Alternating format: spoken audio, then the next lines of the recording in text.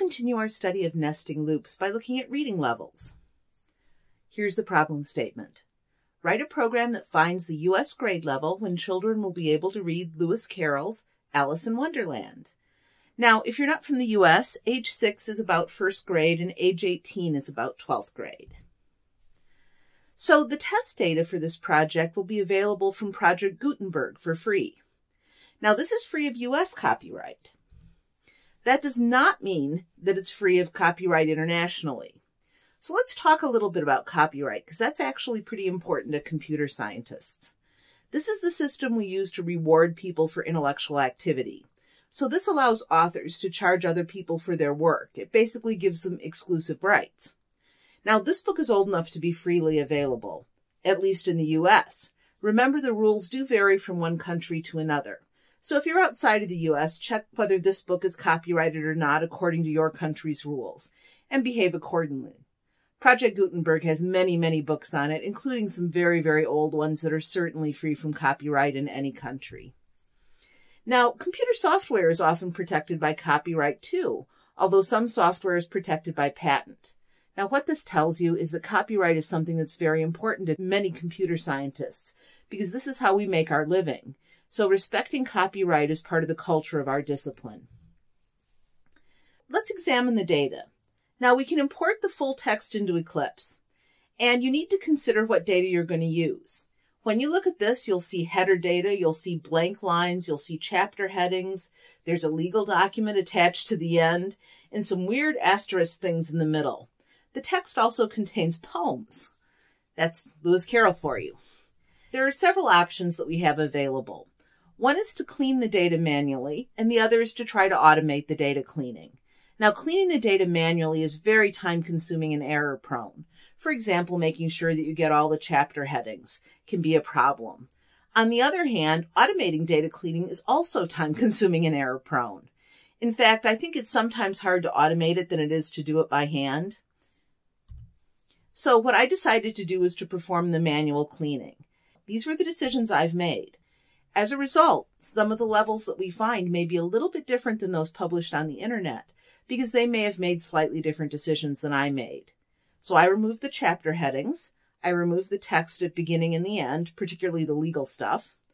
I removed anything weird. So for example, there were some lines with only asterisks. Those I took out. And I also removed the poetry. I don't know if that's the right thing to do or not according to the reading level, but it seemed reasonable, because this index is not intended to be used on poetry. Now, this took about 10 minutes to do, and I certainly don't guarantee that I've done a perfect job of it. Although we are eventually going to want to run this program on the whole book, that is not good test data. What we need to do is to take an excerpt that's a little bit easier to count and make comparisons to make sure that things are working properly. Here's the algorithm.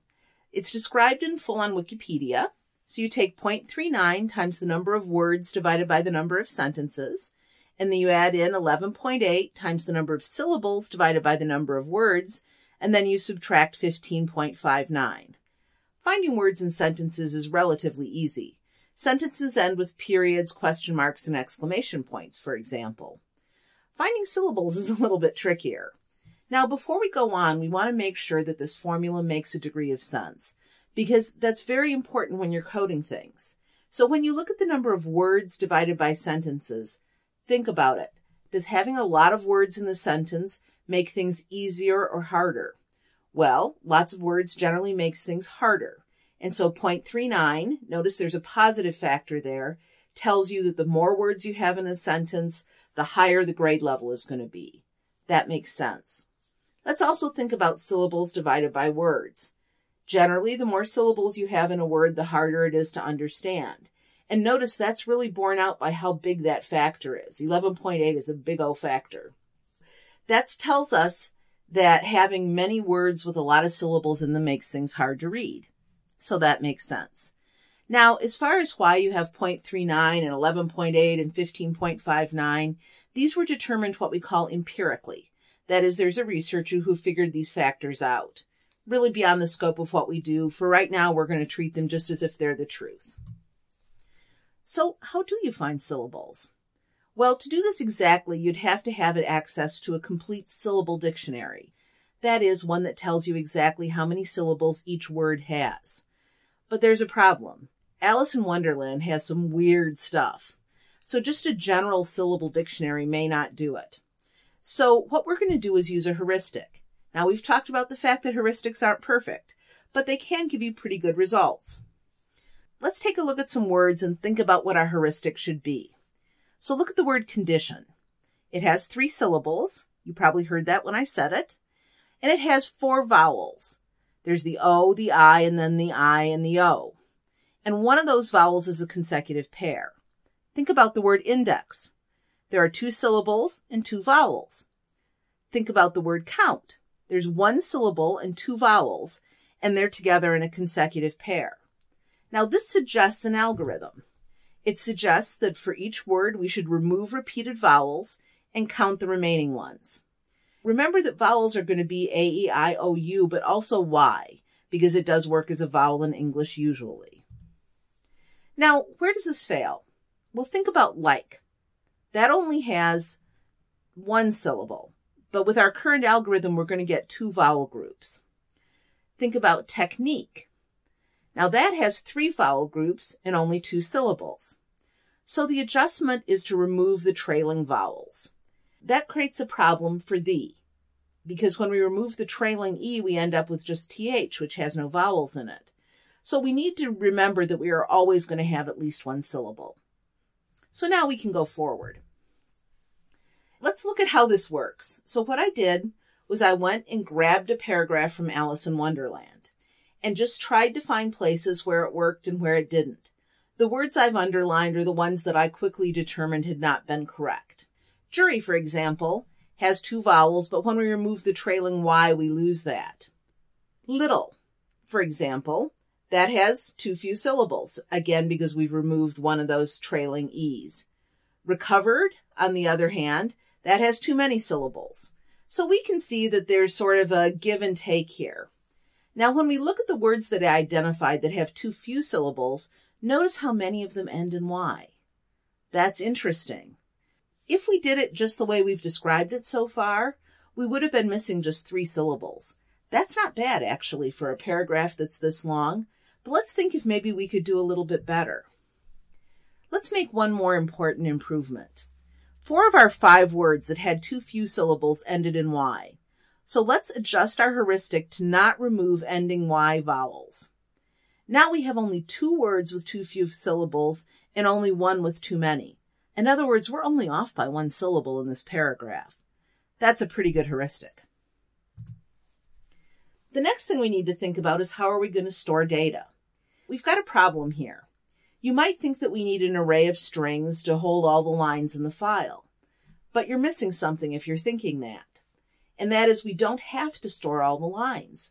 We only have to store the 1 line we're working on at a time. Now, this is a beginning designer's mistake, is once you've seen an array to want to put everything in the world into an array and forget that you really don't need an array here. Now, if you're thinking to yourself, but wait a minute, this is a chapter on arrays. Why are we not seeing it? Well, there is an array here. When you break the line into words, this would use the split method, it's going to return an array of strings. So there is an array hanging around, it's just not one that holds all the lines in the file.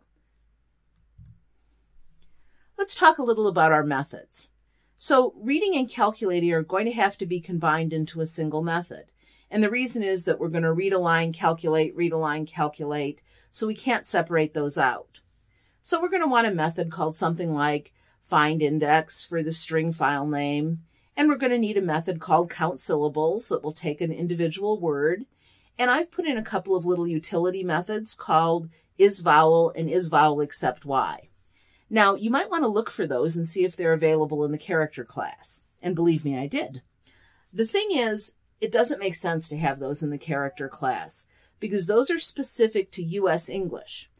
And remember that Java is not designed just for US English. It's an international programming language. So having things that are very specific to a given language really isn't consistent with the design of the language. Let's go and write a program. So as usual, I've done part of this in advance. Here's our main program. We create a scanner for the keyboard on line 22. We have the user enter the file name, and then we print out the results. Now this is a pretty short main program, but on the other hand, it's a pretty simple program. I've left most of writing the index for us to do together, and all of the syllable counting to do together. Here's the is-vowel method. Notice it's just a simple test. Do we have an A, an E, an I, an O, a U, a Y? The is-vowel except Y, I used is-vowel, the one I had written previously, and said if it's not equal to Y. Now you could have written it a couple of different ways, but that works. So we have to think now what our strategy is going to be. Do we want to count syllables first, or do we want to deal with the file stuff? Well, let's deal with the file stuff. We've got a file opened. Notice we're throwing the file not found exception again. And we've got a line for holding the line, an array for holding the words in the line. We've got word count, sentence count, syllable count.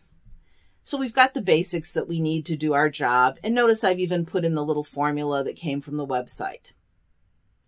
While file.has next line. We don't know how long this file is, so all we can do is read until we run out of file. So line equals file.next line. Now something we might want to consider is, are any of these lines empty? Well, to make that consideration, let's go and look. And as you can see, we do have some empty lines here. Now we might check and make sure that they're really empty and they're not just single spaces and then a new line character, because those will show up differently in the data. And as you can see, these lines really are empty. Now the way you can see that is, notice when I click the cursor on it, even though I'm way out on the line, it brings it right next to the line number in the editor. So that's the best way of telling that the lines are really truly empty.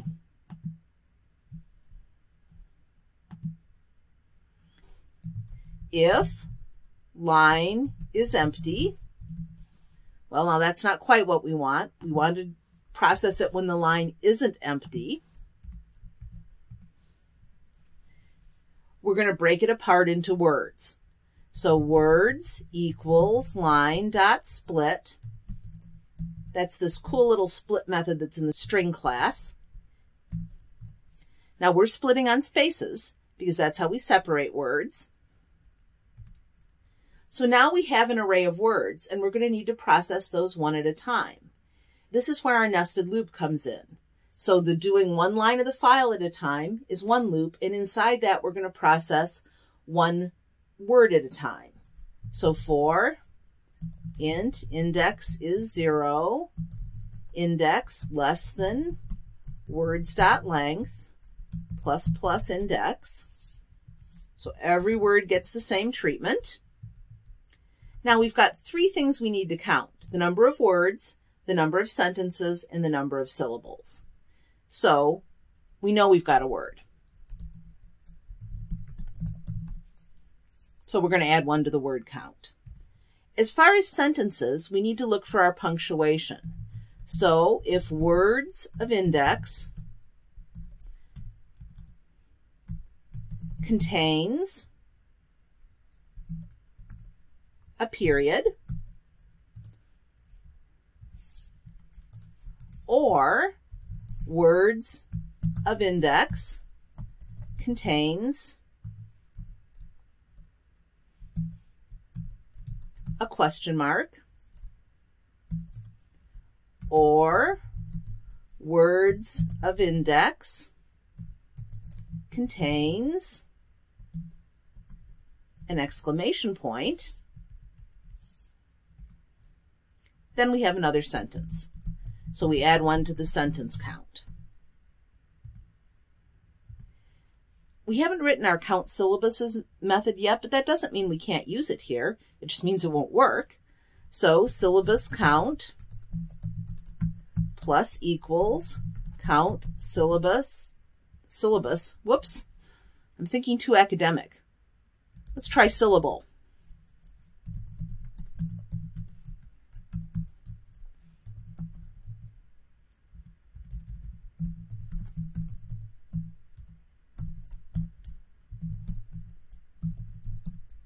So we're going to count the syllables in this word.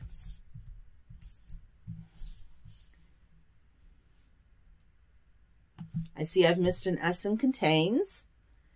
And this should be words instead of word. Okay, as usual, I've forgotten what my method name is. So let's go and look. It's count syllables instead of count syllable. I looked that up over in the Package Explorer. So that looks pretty good. If we think about it at this point, all of our syllables should be 0 because we haven't implemented anything count syllables yet and we're just returning 0. So let's think about what value we would get if we ran this file. Well, the word count would be okay, the sentence count would be okay, but the syllable count would not.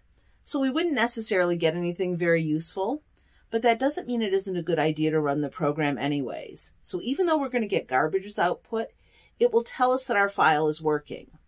Now, as it happens, the whole book is probably not the best test data, so I picked out just one paragraph. In fact, it's that little paragraph we analyzed earlier, and we're going to use that one. Another one I picked out was this one right here. Now, this one comes from the Wikipedia website, where we know what the value is. This sentence they said was at 13, but they counted real syllables instead of using the heuristic like we did. So we're going to get grade level 12 when we do this correctly. And by the way, I calculated those things by hand. Let's run the program and just make sure nothing's breaking.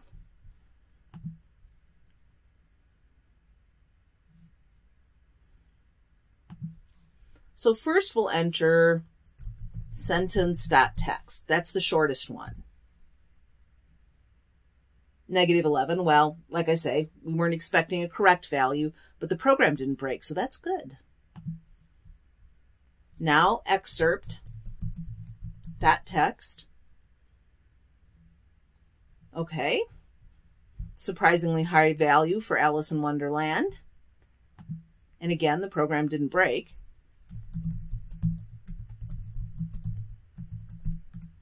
And here's for the whole book. Well, the value is garbage, but on the other hand, it didn't break. So things are looking pretty good there. Next, we need to count syllables.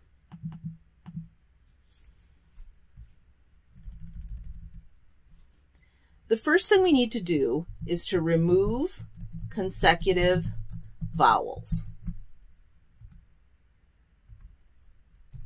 Then we need to remove trailing vowels, except Y. And then we need to count vowels. Those were the basic steps in our algorithm. If we think about removing consecutive vowels, we're going to step through the string one at a time. Now we're going to need to delete characters from a string. And remember, strings are immutable, so that doesn't make sense. So the thing that's string-like that we can mutate is a string builder. So let's create one of those to use.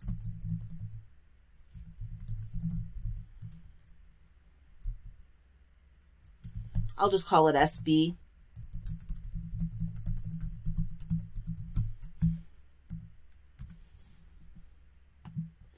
So when we remove consecutive vowels, we're going to have to step through one at a time. That's a loop.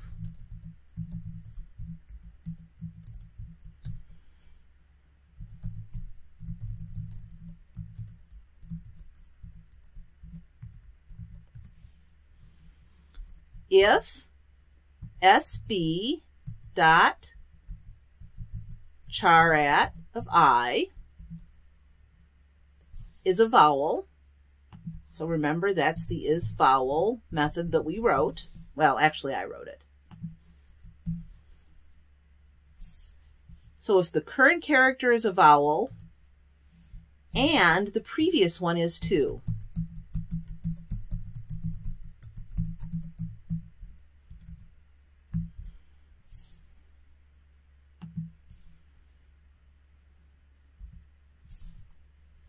maybe we have some parentheses off here. So is vowel, that needed one more parenthesis. And is vowel, so this is the one that ends charat. That's the one that ends is vowel. That's the one that ends the if. So those are probably okay. So if that's true, what we're going to do is delete one of them. Now it doesn't really matter which one we delete, so I'm going to delete the second one. So that will be delete char at I. Now if you didn't remember the name for the method, it's just fine to go and look it up. Now we might want to think a little bit about whether we're causing problems here. For example, do we have an off by 1 bug? So let's take a look. When I is 0, we're comparing char at 0 and char at -1. Oops, no good. We really want to start at character 1. And the reason is because there is no previous vowel if you don't start there. So this is one of those cases where we break our usual pattern of starting at index 0 and going to less than the length. So there we've deleted our vowels. Now we need to remove the trailing vowels. So if is vowel except Y for sb.charat sb.length -1. Now that is a lot of work in one line of code and a lot of SBs hanging around. So if that's true, we do sb.delete char at of sb.length -1. Notice I'm being very careful to remember that these things are 0 indexed. Now, if all of this makes you a little bit uncomfortable, what you can do is put in some more variables. So let me show you a way that this could be rewritten that might be easier to read. So we'll create the length to sb.length. Or, better yet, let's create the last character to sb.length -1. That looks better. Then we can put last character in there and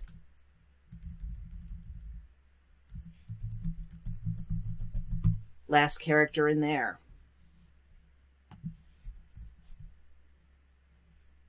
So notice that may make it a little bit easier to read. You could even go a step further and create a variable called last character. Well, we wouldn't want to call it last character. We've already used that. But create another variable to store the last character. Do that as often as you need. There's nothing wrong with it. In fact, it can be very hard to read lines of code when you get things very deeply nested, even though it does feel kind of cool when you're writing it. Okay. Now the last thing we have to do is count vowels. So that will be another for loop. I is 0, I less than sb.length plus I.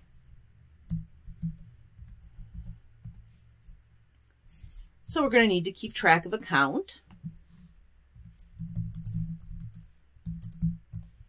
So we'll set up a count at 0. And then we'll say if sb.charat of I is a vowel.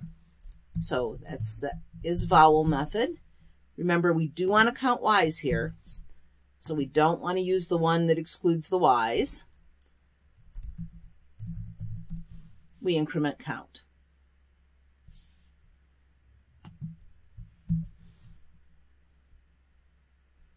And then when we get to the end,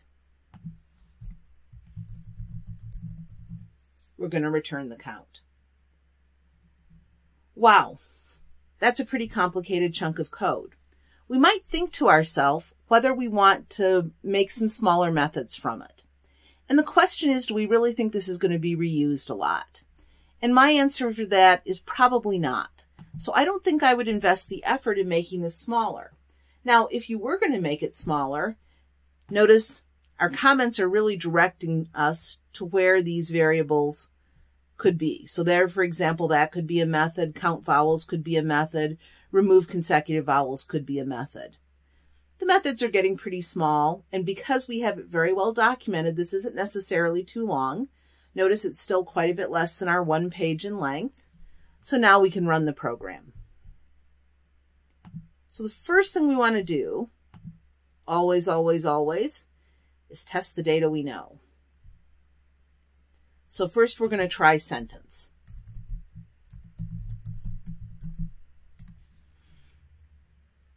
Now the work there is 9. 9? That should have been 12. So we're going to have to think through now what's going wrong.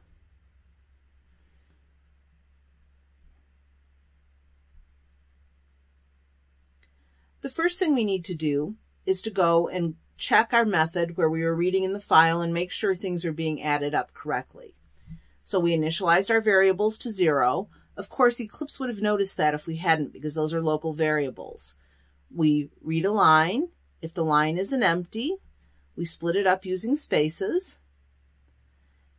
We go from 0 to less than index. That looks correct. And we increment index. I don't like that space in there, so I'm going to remove it. We've read one word, so we add one to word count. If the word contains a period, a question mark, or an exclamation point, we add one to the sentence count. And then we add the number of syllables to count syllables to this word. That looks pretty good. And this formula looks correct too.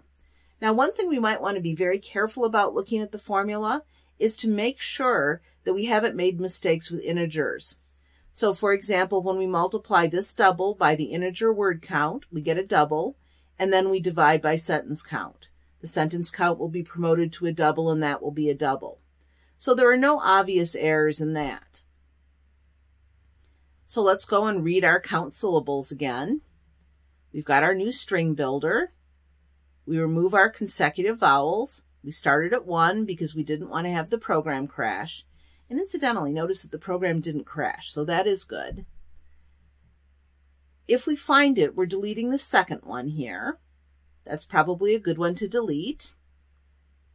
Then we remove the trailing vowels, so we take length minus 1. And if we have a vowel, we delete the last character, so that looks good.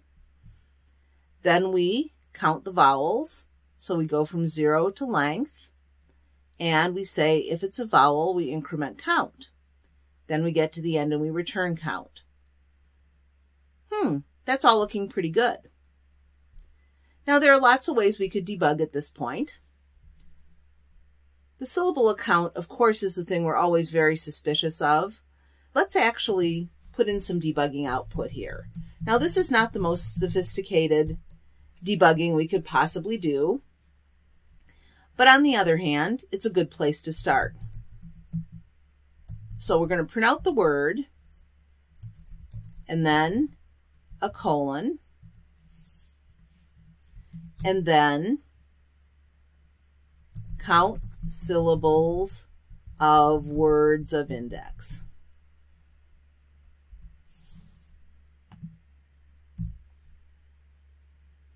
So this way we'll be able to see the words and see how many syllables we had.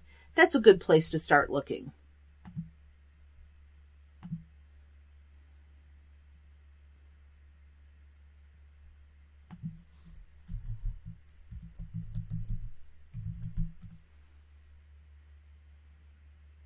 So "the" has 0 syllables.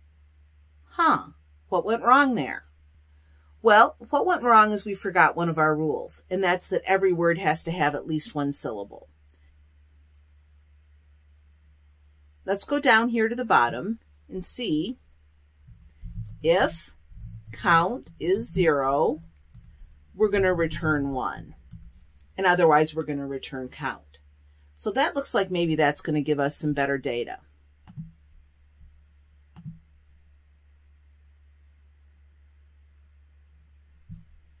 So we're still looking at sentence.text.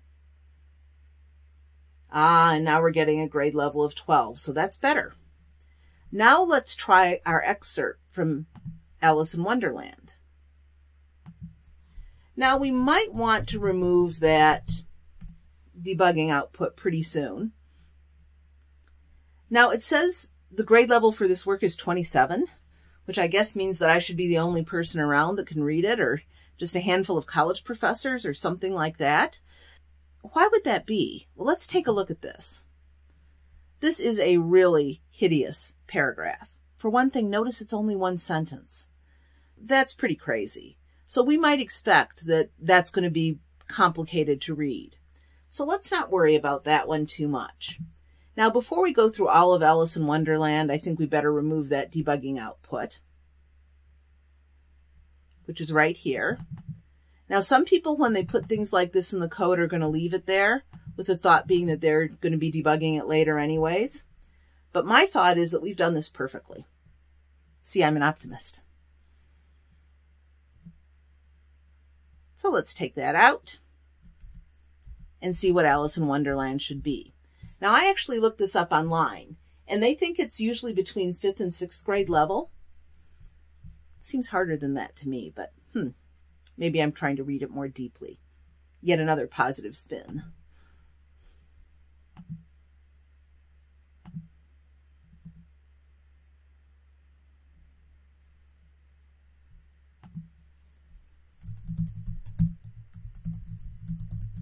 So here's Alice in Wonderland.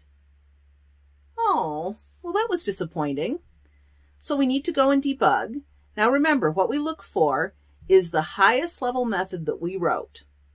So let's see what's going on right there. So we need to remove trailing vowels except Y. So what could have gone wrong at this point? Well, what if we remove all the vowels? What if we have no length of a string left? Now, this would be kind of a strange thing for split to do, but split does some strange things. Remember that we're using regular expressions, and we really don't understand regular expressions. So if sb.length was 0, that's the only way the last character could be -1. And we see that we were calling an index -1. What we need to do here is to get out a little bit more quickly. If the sb.length is 0, we need to return 0.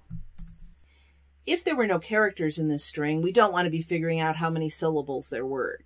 Now notice if we had 2 vowels in a row, only one of them should have been removed. And so we shouldn't have completely annihilated any words.